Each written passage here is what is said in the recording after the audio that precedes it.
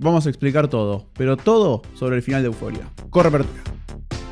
Muy buenas, nación YouTube, ¿cómo andan? Soy Lucas Baini, esto es Cámara Hermano y acá está el último video de la temporada de Euphoria. Pero en este video vamos a repasar todo el capítulo y al final les voy a dar mi opinión sobre la temporada en general. Lo mejor, lo peor y lo extraño de esta temporada. Si les gusta este análisis, les pido por favor que no se olviden de ese like porque nos ayuda muchísimo a llegar a más personas, sobre todo en este final de temporada. Y antes de empezar con el capítulo, quiero aclarar algo que me parece muy importante, sobre todo con este final, porque hay que recordar un poco los títulos que tuvieron los episodios a lo largo de esta temporada, en donde vamos a poder encontrar las influencias de Sam Levinson a la hora de escribirla y también su búsqueda. Por ejemplo, Ruminations, el título del tercer capítulo, hace referencia a una colección de piezas del artista Robert Rauschenberg que representan distintas figuras y momentos traumáticos en su vida. Ahí tenemos un link directo con cómo nace Euphoria, que es la transformación de momentos difíciles en la vida de Sam Levinson en una forma de arte, y en ese sentido Lexi esta temporada es una representación del creador en la serie. Por su parte, el anteúltimo capítulo, llamado El teatro y su doble, es un libro del poeta y dramaturgo francés Artaud,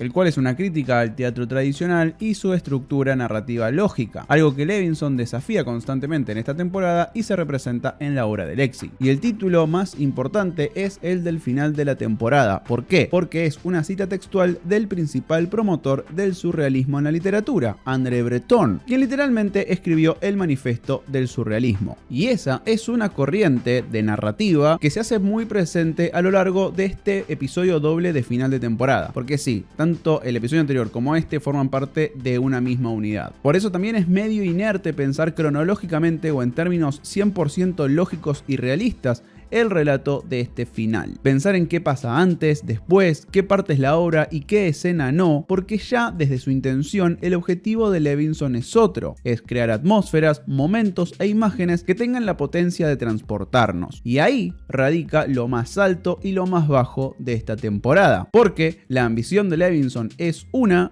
y muchas veces el resultado es otro. Y dicho esto, y teniendo muy en cuenta lo que acabamos de decir, podemos empezar a charlar sobre el final de temporada de Euphoria. El capítulo arranca muy arriba, con Faye intentando inculpar a Lori por el asesinato de Mouse, ya que ella sabía que Custer estaba grabando todo para entregarlos a la policía. Este es el puntapié para el desastre, con Ash reaccionando de la única manera que la vida le enseñó. Desde que es un nene, su respuesta de supervivencia fue la violencia, como bien vimos que su abuela adoptiva les enseñó a él y a Fez. Toda esta situación en la casa de Fez busca un contraste contundente con lo que viven los otros personajes en la obra de Lexi. Mientras que con ellos, Levinson busca centrarse en sensaciones, imágenes y conceptos, acá muestra todo de la manera más visceral y directa posible. Fez está viviendo el horror del presente, por eso también de acá pasamos a la conversación que tiene con Lexi sobre el futuro. Lexi tiene todo planeado porque sus privilegios se lo permiten. Fez no habla del futuro como un proyecto, sino que habla desde el deseo. Y ese es un deseo que ahora está viendo desvanecerse entre la sangre de Custer. Lo loco es que en estas charlas con Lexi, Fez habla sobre que nadie que haya recibido un disparo estaría en contra de las armas y que la policía solo está para joder todo al final. Este diálogo es un adelanto de lo que va a pasar al final del conflicto en su casa. Si Ash no hubiera tenido armas, quizás podría haber elegido escapar y la policía no lo hubiera matado. Pero vamos a la obra de Lexi, porque Rue tira su mejor cara de la temporada mientras Cassie entra hecha una furia, pisa el programa de la obra, imagen que después va a dialogar directamente con la de la policía pisando la carta de Fez, e interrumpe todo lo que sucede en el escenario. Completa su viaje de aceptarse como villana, aunque Lexi diga que no era su intención, y devela a todo el mundo que sí, efectivamente está con Nate, lo cual hace que Maddie finalmente elija la violencia. En medio de todo esto tenemos el peor diálogo de toda la temporada con la doble de Kat quejándose por el precio de la toronja y un comentario desafortunado sobre Venezuela. Pero dije que no iba a dar mi opinión hasta terminar de analizar y explicar todo lo que quiso hacer Sam Levinson, así que más adelante sigo, porque acá es donde Levinson empieza a subir el nivel en su relato surrealista y lo primero que hace es darle rienda suelta al desastre, al espectáculo casi barroco que representa a Maddie sacándose un zapato como si fuese una chancla para fajar a Cassie, el cachetazo en un plano desencajado, la corrida en pasos cortitos de todas las protagonistas en el escenario porque sus tacos no les permiten correr de otra manera, la estampada de la cabeza de Cassie contra la pared y la amiga de Maddie animándola a que le rompa la cara. Todo con música circense de fondo, enmarcando el espectáculo de feria que fue toda esta secuencia. Todo termina con Rue contándonos que unos días antes se había juntado con Elliot para perdonarlo por haberla entregado. Y lo importante que era para ella tener por lo menos una persona a la que perdonar mientras esperaba el perdón de tantas otras. El peso dramático de la escena para Rue estaba muy bien y acá Levinson, tal y como lo cuenta Dominic Fike en el especial post capítulo, le propuso al cantante y a Labyrinth, el músico encargado de toda la banda de sonido de la serie, componer una canción que funcionara en un plano surrealista, también para enmarcar la relación de Elliot con Rue. El resultado es una canción que se canta completa en el episodio, con la cámara yendo y viniendo entre Rue y Elliot. Y este es otro ejemplo de Levinson buscando generar imágenes que nos transporten y quizás no terminan de ser del todo efectivas, ya que muchos empezamos la escena súper interesados y terminamos como Messi cuando le tocan la pandereta. De hecho, la canción fue tan larga que antes de empezar, Elliot en la obra está afeitado y después cuando volvemos ya le creció el bigote. Antes de seguir con el ida y vuelta entre la obra y Fez, vamos con Nate, que inexplicablemente sigue emborrachándose con Budweiser, quizás la cerveza con menos graduación alcohólica en todo el mercado, y va a enfrentar a su padre en el taller de su empresa, el cual Cal parece haber resignificado como su guarida para poder vivir finalmente una vida sexual plena. Lleva un arma cargada por el miedo que aún le tiene a Cal, y según palabras de Jacob Elordi, no sabe cómo va a ir la situación, solo está asustado y ese arma le da seguridad. El duelo entre estos dos hombres, a quienes a lo largo de la serie vimos abusar a distintas mujeres, nos puede dejar un sabor a poco. En esta segunda temporada se trató de explicar por qué Cal es como es, mientras que en los últimos capítulos la serie intenta darle a Nate un arco de redención. Sin embargo, ninguno de los dos termina pagando por lo que hizo de una manera orgánica. Nate entrega a su padre, por fin sacándose ese peso de encima, pero jamás lo vimos tratar de enmendar las cosas por las que hizo pasar a Maddie, y antes de subirse a esa camioneta, incluso lo vimos violentar a Cassie a la salida del colegio. Por el lado de Cal, le llegan consecuencias por el abuso de menores y filmar sin consentimiento a sus parejas, pero no estaba listo para enfrentarlas. No se entrega a él, todo lo contrario, le ruega a su hijo que por favor no lo entregue. Y sin embargo, después de toda esta escena, al final cuando Nate sale de este lugar,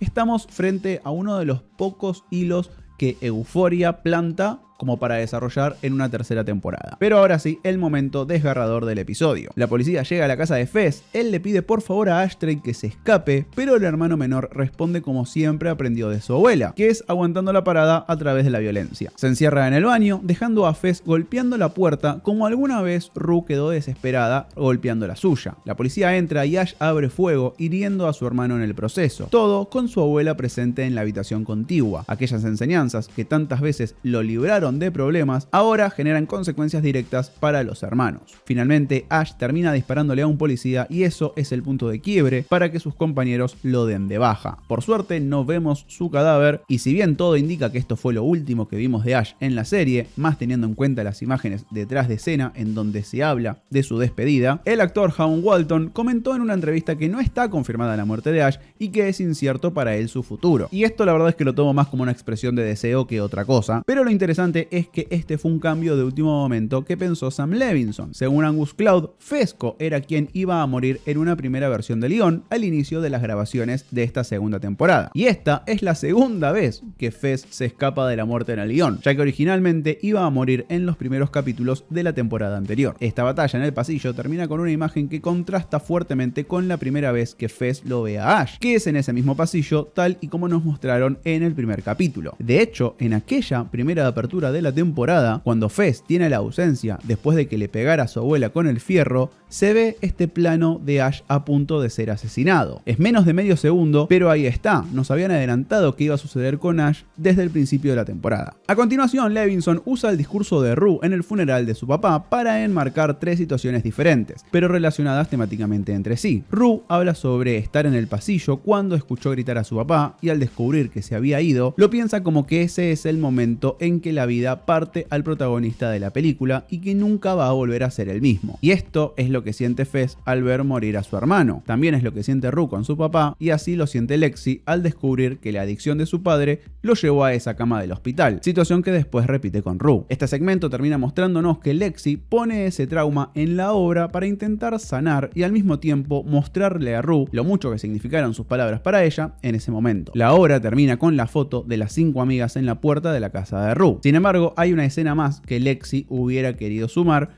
y vamos a llegar en un segundito. Después de la obra nos encontramos con Rue, que sigue sobria y llama a Lexi para decirle lo mucho que le gustó la obra. Y acá tenemos un plano súper interesante de ella, de Lexi, porque vuelve a llevar el elemento de las flores, que a lo largo de la temporada fue representando a las hermanas Howard. Y acá ella se aleja de los verdes austeros y secundarios y entra en el lugar que hasta ahora ocupó Cassie, de las rosas protagonistas. En esta conversación, Rue por un lado admira a Lexi por haber logrado crear algo hermoso a partir de su dolor por la pérdida del padre, y al mismo tiempo trata de explicarle lo mucho que su papá la quiere y por qué eso es justamente lo peor para él. Rue explica que si el motor para mejorar es su amor por sus seres más queridos, nunca va a poder recuperarse, y eso es algo que ella aprendió a lo largo de la temporada. Primero intentaba estar sobria por Jules, después intentaba estar sobria por su hermana, pero ahora, después de lograr verse por una vez sin odiarse a sí misma, gracias a la obra de Lexi, Rue entendió que es ella misma a la que tiene que querer y esforzarse por ella. Y esta conversación también simboliza los dos momentos de Levinson como creador del show. Por un lado, Rue representa esa versión de Sam que todavía no había encontrado la manera de transformar ese trauma de la adicción en algo más. Y por otro, Lexi es Levinson post-euforia, exponiendo sus fantasmas, experiencias y miedos en una obra que genera una discusión constante. Para mí, el detalle más importante de toda esta escena es su final, que empata el abrazo de las Lexi y Rue reales con el de sus dobles en un nuevo final de la obra, porque esa es la escena que Lexi hubiera querido sumar.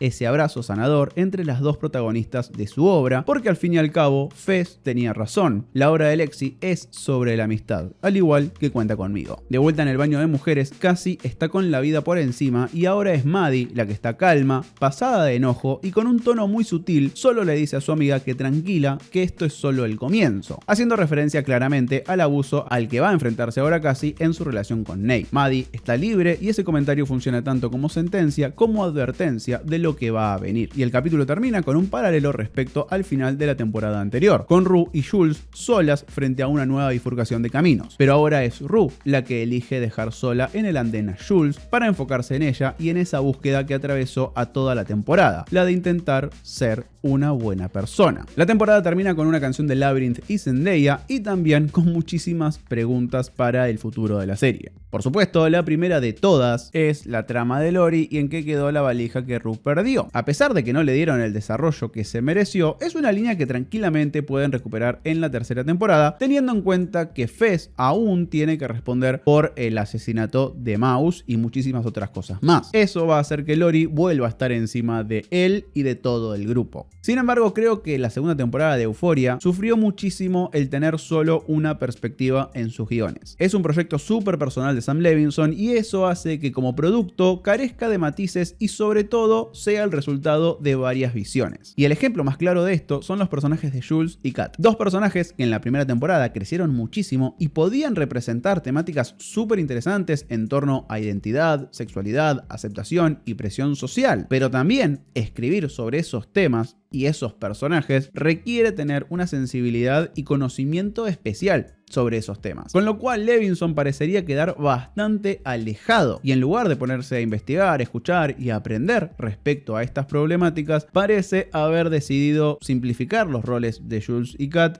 y convertirlas de protagonistas a una especie de mega cameo en la temporada. Kat tuvo una gran escena respecto a estos temas también en esta temporada y después desapareció. Y por el lado de Jules nunca tuvo un arco propio de personaje. Y es bastante alarmante viniendo de un personaje que no solo fue protagonista en la primera temporada, sino que también tiene un especial dedicado a ella. Creo que también fue una lástima hacer una temporada tan enfocada en distintos enredos amorosos cuando el tema central de la serie en realidad es la la adicción al poder, la adicción a las drogas por supuesto y la adicción a sentirse querido. También creo que a la serie durante muchos pasajes le costó decidir qué personaje o qué visión defender, atacar o redimir. Está bien que los personajes sean ambiguos, es lo mejor, pero tiene que haber una visión consistente a lo largo de toda la temporada para que el mensaje sea exacto y claro. Y con esto me gustaría que en la tercera temporada Euphoria se decida por uno de estos dos caminos. Seguir siendo un proyecto personal y experimental de Levinson y busque ser todavía aún más surrealista en su relato y estética, o contratar una sala de guionistas y generar una tercera temporada con una estructura más formal y más sólida en cuanto a los diálogos y las historias que va a contar. Pero así terminamos este análisis y este video, que me parece que me quedó larguísimo. Si estás por acá todavía, muchísimas gracias por llegar al final del video. Subí el video tarde por dos razones. Primero, porque estuve muy ocupado planeando el nuevo programa de radio que vamos a hacer todos los jueves en Vorterix Radio. Estamos muy contentos por eso, yo como conductor y un equipo de gente que ya van a conocer y que ya conocen. Y por otro, esta semana están haciendo mi nueva sobrina, así que también estuve como pensando en otras cosas. Pero por eso, muchísimas gracias por la paciencia, por estar acá, por bancar y por sumarte al canal durante toda esta revisión de la segunda temporada de Euphoria. Nos veremos en 2024 cuando llegue la tercera temporada y suscríbete al canal porque tenemos muchas más cosas de las que hablar. Sin más, yo me despido y nos vemos en el próximo. Si os querés, chao.